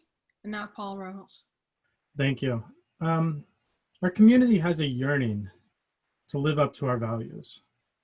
Our community has very strong values of social justice, of doing the right thing, of having an inclusive community. We've been failing to live up to those. We've been failing because the city drags behind the changes in our community and slows down the pace of progress of housing in our community. And so to live up to our goals of our community, of having a community that's built for everyone, that's accessible for everyone, that's socially just, we need to really modernize our approach to housing. We cannot take 4 years to approve a new development. We cannot take years and years to lag behind the changes in our community if we're going to have a community that's available and just to everyone. And so zoning is a big part of this, but it takes a lot of work and we need to do that work quickly. Thank you. Thank you, Paul. And now Jose Gutierrez. There we go. Yeah, I've agreed with what Margaret's mentioned, Pat, and Lenny. But I have to reiterate that mixed zoning, it's a great benefit because it promotes socioeconomic, cultural diversity. That's what we value in Mountain View. That's what we understand a city to be. And that's what attracted me to Mountain View in the first place. I'm from Southern California, from San Diego. And when Moffett was in effect, it reminded me of my hometown because I saw a lot of servicemen and women. And I thought, this is where I want to be. 20 years later, here I am. But one of the things that we have to understand, though, is it's not the city that's filling the needs of the community. It's that the needs are changing so much that now the reawakening is coalescing at this point of a crossroads where we can see the need for us to be able to react and change in a different mindset to help the needs of what the community faces now, especially during the pandemic. So let's get that straight. Once we have that understanding of how government works and what a social movement like this in Black Lives Matter represents, then we can fall toe in toe to be able to understand what we can do. Thank you, Jose. Now, John Lashley. Thank you. I support densification, mixed zoning, upzoning, ADUs. In addition, I support the exploration of the creation of public housing, which is not something that we do, but is a direction we should move toward. We should build public housing, and we should explore the creation of community land trust as well, because with these measures, we can remedy some of the effects that we've seen in discrimination in the housing market in California in the past. I will advocate for the provision of guaranteed housing allocations for people of color, LGBTQ residents, who we know are disproportionately impacted by homelessness. We can use these implements municipally to right some of the wrongs that have been done in the past by exclusionary zoning. In addition, if we have upzoning, we must have strong rent control, which I will advocate for to prevent gentrification and displacement. Thank you, John. And now Alex Nunez. So I absolutely support densification and breaking down single family and exclusionary zoning. And the reason why is because it absolutely is a remnant of a racialized past. There are maps from the 1950s and that specifically exclude people of color from certain areas, and they largely line up with our single family zoning today. And to be quite fair, there's lots of ways that we can do this without creating skyscrapers or creating things that don't fit within what neighborhood character is, because it is important. When I walk down the street to the corner store, I see apartments, duplexes, single family homes, and it's a beautiful, beautiful walk. We can do this through form-based zoning, which actually invites the community to come together and to envision a process and a kind of character that we want for how we densify. And that can get people out of their cars in a community that they want to live in.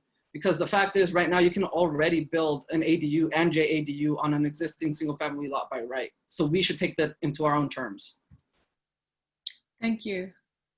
And again, we have Lisa last. I'm not sure why the timer is having Lisa be last, but Lisa, you're last. I was enjoying listening to everyone's comments on this. So I agree with the comments that Lenny and Margaret made at the beginning. We ask our community to identify the areas where they wanted to see increased density and change, and we have been supporting that by creating the precise plans and rezoning in those areas. The city doesn't build housing, and economics does drive this quite a bit, and I think we're seeing that with the plans that I believe will come to the council, the East Wisman area first, because there's infrastructure to support it, and then North Bay Shore at the appropriate time.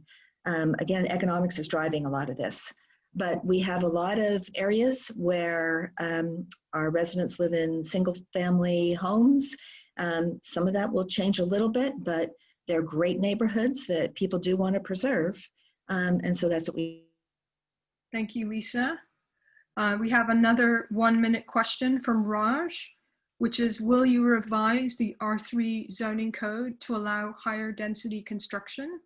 To date, only 2 units with 0.5 floor area ratio are allowed on parcels under 12,000 square feet. And for those who don't know, R3 applies to apartments. We'll start with Lenny Siegel. Well, we got to be careful about by right high density housing, because we're able to leverage our current zoning to, if somebody wants to build above the base density, they have to provide community benefits. And we use that to help get parks, schools, transportation, and stuff like that. So I'm a little nervous about going too high and allowing it. We are densifying a great deal. I think of Paris rather than Manhattan as the level of building that I want to see, although I'm not against the towers like we have at Avalon Towers and El Camino. But let's, I don't think that's the right way to make sure we do it. I think that the mixed use communities that we're planning through our precise plans, hopefully extended to Terra Bella, is the way to do it. I'd also like to see more mixed use, more housing downtown instead of more offices downtown. We need to build more housing. We need to limit office growth. But I'm not sure that changing R3 is the way to do it. Thank you, Lenny. Now, Margaret Abakoga. We're actually going to be looking at R3 zoning and form-based code soon, I believe in the next month or so. And this is actually tied to our displacement or prevention of displacement initiatives, which we will we'll talk on Tuesday. And the idea is there a way to incentivize or allow for more development in R3 zones to then require displaced units to be replaced? And the economics is looking pretty challenging, frankly, to do that, to make housing projects feasible. But we do plan to do a deep dive on that. So I definitely am open to supporting any improvements we can make with R3 zoning to incentivize, replacement of naturally affordable units. And I think though for now we do have the community benefits program, which I actually helped initiate, and that has been helping. Thank you, Margaret. Now Lisa Matichak. Thank you. So as Margaret mentioned, we are going to be looking at the R3 zone in the very near future. And for the reasons she mentioned, but I would add that one of the things we're also trying to do is incentivize entry-level ownership housing. And by increasing the density potentially in R3, we might be able to incentivize stacked flat condos, which are a good entry point for someone who wants to get into the ownership market.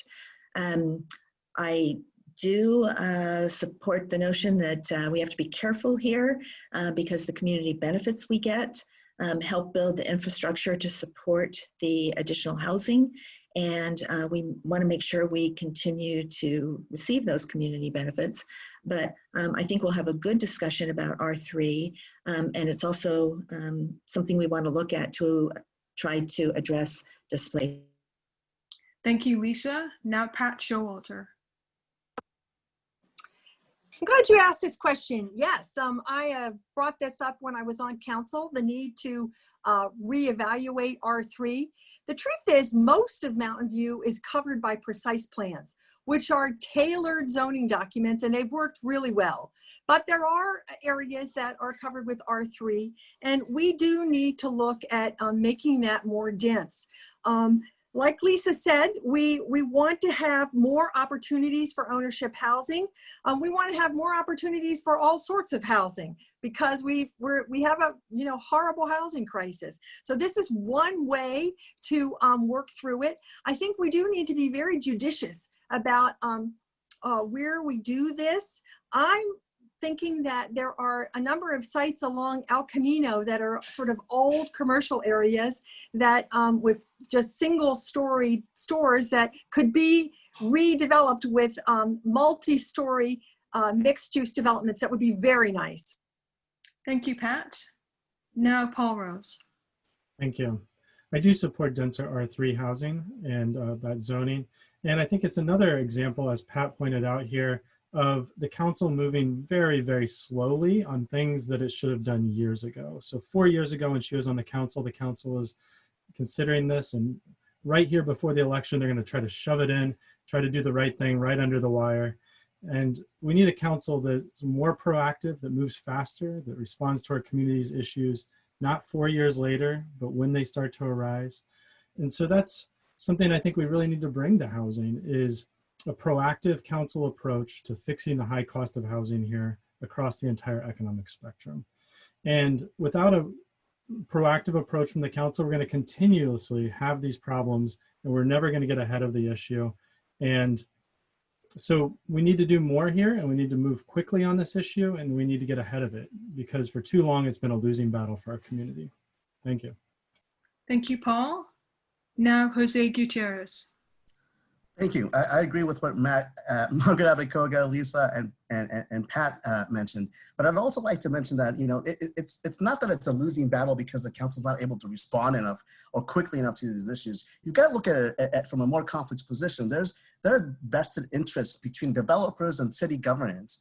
Just like we learned at the school board, where we wanted to implement a school strategy and we wanted to have the developers to help us with some fees to go towards the building of potential schools in those future neighborhoods. Well, guess what? It's well intended. expansion, but it's against the law. You can't do that. So, having learned that the hard way, we have to build upon the movement that we have now with the pandemic to reassess how we look at R3s and where, and to continue with the mixed diversity approach of building and housing so that we can make a better impact in certain areas.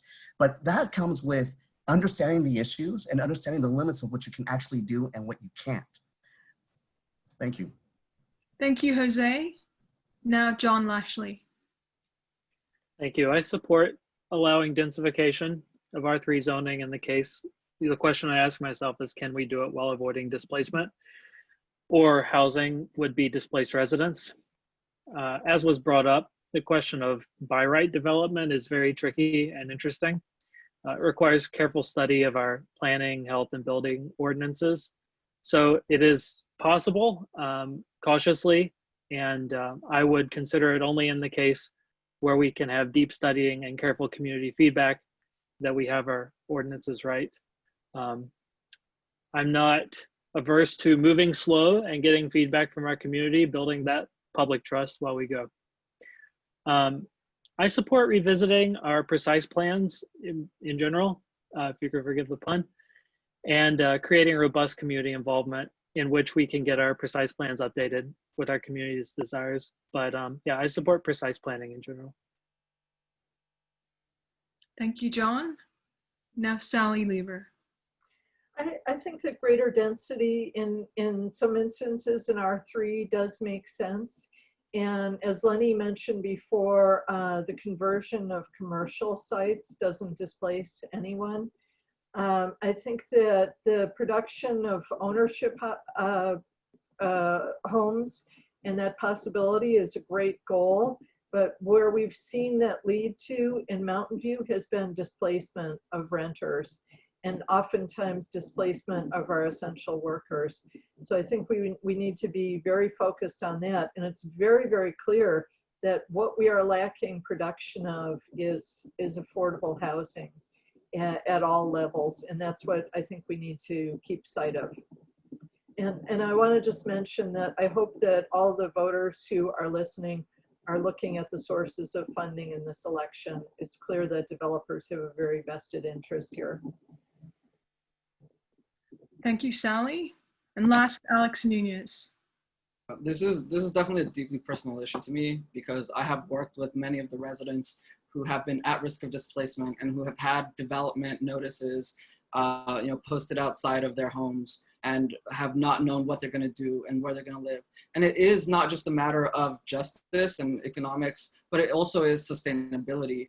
If we keep pushing out all the low and middle skilled workers like teachers, mechanics, and grocery store workers that we need for a healthy, functional economy, then we're going to shoot ourselves in the foot over the long run. I do support densifying R3. In fact, the state has already passed SB 330, which requires the replacement of rent-controlled and BMR below market rate units through the course of redevelopment, which demolishes those units. So the economics must be made to work out because the state already has this law on top of us. So if elected to council, and this is not going to be something that gets passed before the election, this will be voted on by the next council, I will make sure that we do densify, but we do it in a way that does honor the fact that this is not Manhattan and that we do need more housing. Thank you, Alex. And our next question is a community question from Aaron, and you'll have 60 seconds to answer it. Would you support the permanent extension of the Castro Streets program, which would keep most of Castro Street closed to vehicle traffic? And John Lashley is first. To me, this is a question of how we, safely and with the public trust, exit the pandemic conditions. So certainly for the duration of the public health emergency, we should maintain outdoor commercial activity for safety, as well as so we can have the sustenance of our small businesses on Castro Street. There's no question there. When we exit pandemic conditions, we have to have a careful answering of the question of what do we want Mountain View to look like. And so as a city council member, I will support the creation of public forums, discussion, debates where we can air that and we can arrive at the answer collectively of what we want Castro Street as well as the rest of our city to look like. I would support the extension in the case that that's what the public wants. which is yet to be determined, but I'm open to. That's my answer. Thank you, John. And now Margaret Abakoga. So closing Castro Street to car traffic has been something that the residents have wanted for a very long time. At least I've heard that over the years. And, you know, it took a pandemic for us to try it out. To be frank, I think the business owners in downtown were reluctant or just, you know, weren't sure about it. But because now that's the way to stay open, it's happened. And I've heard a positive response from most of our downtown businesses. You know, with the pandemic, I've been going and meeting with our business owners one-on-one and in groups and just trying to keep a pulse on what's going on. So certainly I'm very much open to keeping this the way, especially as we talk about the grade crossing issue and closing Castro Street at the train tracks. This might be a good segue in, but certainly I think we need to make a survey our community to see what the community's desires are, and that does also include the downtown businesses. Thank you, Margaret. Now Lindy Siegel. Yeah, I've been advocating creating pedestrian malls on the northern part of Castro Street for years. We had negative feedbacks from some of the downtown business owners, and I met with them and explained to them that we'd leave the cross streets open, and that made them feel a little better. And now I think what they're seeing now is it's, even in the pandemic, Castro Street is somewhat vibrant. So I'm hoping we'll extend this. We have to complete the traffic changes like connecting Castro to Evelyn via Evelyn to Shoreline, building the underground passage for pedestrians and bikes to Moffett Boulevard. And we have to figure out what we're going to do with the downtown festivals. But by and large, this reminds me of places I've visited in Europe and other parts of the United States. This is the wave of the future for downtowns. Will no longer be based on the automobile. People will come here on the train, they'll walk around. That's the kind of downtown I want to see. My neighbors love walking downtown. We have to make it vibrant and keep the. Thank you, Lenny. Now Sally Lever.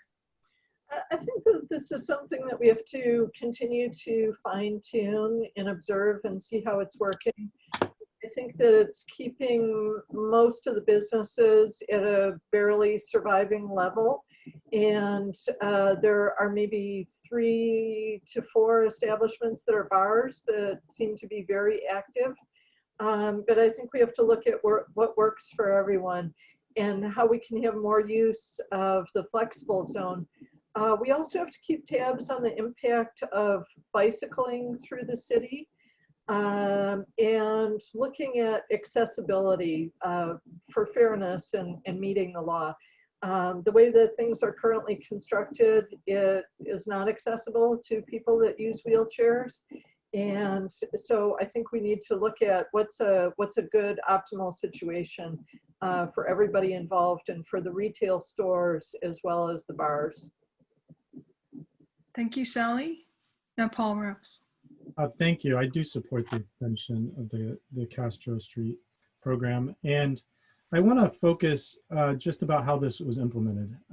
The city was not ready, given a lot of visibility and a lot of time to prepare for this. And it took a number of weeks after the county allowed this program to proceed before the city was ready to open up Castro Street. And so local businesses suffered with a lack of revenue for weeks when the city was behind the curve, not doing what it should to prepare. It wasted a lot of time and effort during that time. It painted a bunch of circles that were 6 feet apart that are completely ignored by businesses. And so we need to think about how the city and the city's competence played into this, and how that hurt some businesses and took away some crucial revenue. And hopefully we don't lose businesses downtown because of that, but we need to do better in the future, certainly. Thank you. Thank you, Paul. Now, Alex Nunez. Yeah, to me, this question really speaks to the thought of creating a very vibrant identity and crafting our future as we want to see it moving forward. I absolutely do support the permanent closure, both as a customer. It's been a delightful experience. Clearly, for sure, I would want to make sure we reach out to the community and take the temperature on what it would look like and feel like for it to be permanent. But we have several things lined up that can really create great opportunities for us, such as the upcoming transit center, which I believe that if the Caltrain survives, which is a whole other issue, but if it does, we have an opportunity to craft a world-class design for our transit center, which invites not just our own residents, but many other residents to our downtown, which will then funnel more money and service our small businesses and create a more vibrant economy. Furthermore, I really think that we need to look at what we can do to extend into Moffett. Right now, it's a lot of parking lots, a big open street. I think that there's a lot of opportunity there to really create an expanded downtown, which I believe is already the envy of our neighbors in the North County. So yeah, that's my answer. Thank you, Alex. Now, Pat Showalter. Yeah, I'm really enjoying this. When I was on the Planning Commission in the 90s, we were talking about this. So to me, this is long overdue. I view this as a pilot project. This is sort of a temporary trial of how it's going to work. And we want to be thinking and observing and taking the temperature of people by surveys to find out what does work and what doesn't work. But this to me is just great placemaking. We can use Castro Street as, we have used Castro Street for so many years as a place for our Art and Wine Festival. It would be a great place to have the farmer's market on Sunday morning. I can envision us having dances there. Thursday Night Live, is something that has been a community favorite for many years. So I think what we need to do going forward is think about what are the right questions that we want to ask in that survey so we get this to be the best open pedestrian mall. Thank you, Pat. Now, Jose Gutierrez. Sure. I'll follow up on what Pat said because I agree with that perspective. You look at this as a test program, right? But you see how it was already beneficial with Thursday Night Live. And that's one of the days where my kids and I would go and have dinner and walk around and bump into our friends. Now, because of the pandemic, we're looking at this more as an issue for economic survival for our small businesses. But while we do that, we're also giving the opportunity for the community to coalesce around the environment that we have that's familiar to us, that's friendly, which is downtown Castro Street, and build community that way. When you look at it from that perspective, it's a win-win situation, but you still have to tap into, like everyone's mentioned, what do the small businesses think?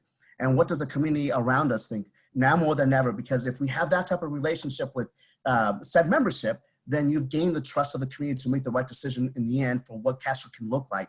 And then you revamp that as you go along in the future, knowing that it's a building relationship exercise, but it's also building trust and economic welfare and a community spirit for everyone. Thanks, Jose. Now, Lisa Matichak. Thank you. So I think this has been a good opportunity to pilot this program. And I had heard mixed thoughts on should we close Castro from both residents as well as businesses. And so while we have this pilot, it's kind of under unusual circumstances. And so I want to make sure we're really getting the input of our community, our businesses, our residents, to see whether or not we continue with this. I'm open to it. It certainly seems like there's a lot of benefits. It's been enjoyable. It's allowed our businesses to have some business at this point in time and our residents to get out and about. But I'd like to check in with everyone before we made this permanent program. Thanks. Thanks, Lisa. And now our very last question, and we have to allow 30 seconds because we're running out of time. It's another zoning question, which is, will you revise the El Camino Precise Plan to increase housing density along El Camino Real where it borders the Shoreline West neighborhood? So it's a very specific question and you have 30 seconds, starting with Lenny Siegel. And he's muted. He's still muted, so there we go. I'm trying to think of the specific places along El Camino. We definitely have the opportunity to increase the density on El Camino and to go from 1- and 2-story buildings to 3- and 4-story buildings. How much more I'm willing to do, I don't know yet. The El Camino Precise Plan already allows housing above retail on El Camino, and I'm not sure I want to do more. Too bad you didn't ask us about rent control, because that's one of the major issues. We need a council that will appoint good rent council committee people. Thank you. Now Lisa Matichak. Thank you. So yeah, we did update the El Camino Real Precise Plan a few years ago and enabled more density, and we've seen some development as a result. We also identified key corners where we wanted to have hubs of retail activity. I kind of feel like we've got other things we should focus on at the moment. And so I think we should let the El Camino Real Precise Plan go for now. If we revisit the general plan, then we can revisit the precise plans. Thank you. Thank you. Now, John Lashley. I would support potentially revisiting the precise plan to allow for upzoning or densification. Like Lenny, I'm sad we didn't get to talk about rent control, LGBTQ rights, reproductive rights, climate change, gun control, or fighting for the working class in general tonight. I hope what I've said tonight has been illustrative of my honesty and candor. I hope I've won your support, and you check out my website and platform at votelashley.com to learn more. Thank you. Good night. And now Pat Showalter. Thank you, John. Pat is muted. There we go. Okay. Takes a little while for that to come up. I'm interested in looking at it again, but I think that the El Camino plan there probably is what we need. We need to be respectful of the setbacks with the neighborhoods behind that are generally very short, 1 or 2 stories, but still El Camino is a great place to develop. And so I would want to look at it, but first I want to work on the. Thank you, Pat. And now Alex Nunez. Yeah, I agree with Lisa. Unless we are doing this with a broader context of a general plan revisit, which I do support, then I'm not really focused so much on the El Camino precise plan. I think that we should be looking at the R3. I think we should be looking at, again, we already allow JADUs and ADUs by right in single family homes because of the state. So I think we need to take that into our own hands and define how we want that character to be before we start looking at the El Camino precise plan. Thank you, Alex. Now, Margaret Abakoga. The El Camino Precise Plan, based on the different parameters and guidelines we put in there, it's complete in terms of how much housing development could fit there based on the current Precise Plan. But I actually think that it's been very successful. We've been also implementing the Grand Boulevard initiative with the better streets and sidewalks, and we'll have bike lanes. So I'm actually very open to revisiting the Precise Plan, whether through a whole general plan update or being specific, because I think that El Camino has been very successful. Thank you. Now, thank you, Margaret. Now Sally Lieber. Thank you. Well, I think that we have to always be mindful of where we can make improvements. If it's through the precise plan being fine-tuned, so be it.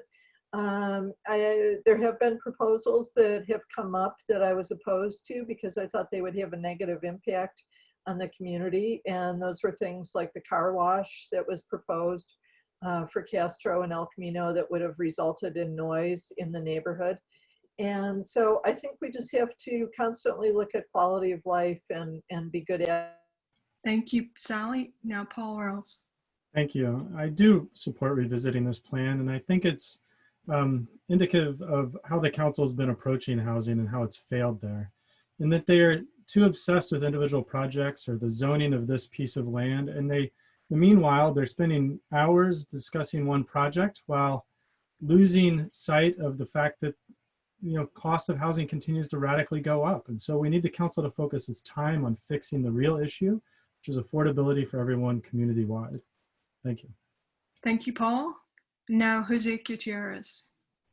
Yeah, I think if it's not broken, don't fix it. But we should keep in mind right now. I like what I see so far, and I agree with what Lisa had mentioned before. So at this point in time, I think we have to focus on what we can now, because we've got a lot on the plate to deal with as it is, especially with the pandemic, job creation, community housing, affordability that goes with it. But we have to be realistic about what we can do. And the other thing is, I'm bummed that we didn't talk about rent control, because if I was, we would have made a difference. Mobile home renters are covered, and they're not. That was the prior leadership, not this one. Thank you very much. I really appreciate your all's time. I'm sorry we couldn't answer every question. We did have limited time, and also this is a Shoreline West focused forum, but we really thank you for taking the time to talk with us. Thank you for having us. I know rent control is a controversial issue. We did have a question about it, but we just didn't have time to get to it. Thanks again. I think most of you have made your positions on rent stabilization fairly clear if you want to look at the website. I guess if we could, I mean, basically we're supposed to end at 9 and I want to respect people's time. So Thank you, Theda. thank you very much. So much for Thanks, having everyone. us. Take care. Stay safe. Have a good evening. Thank you. you. Good night. Take care.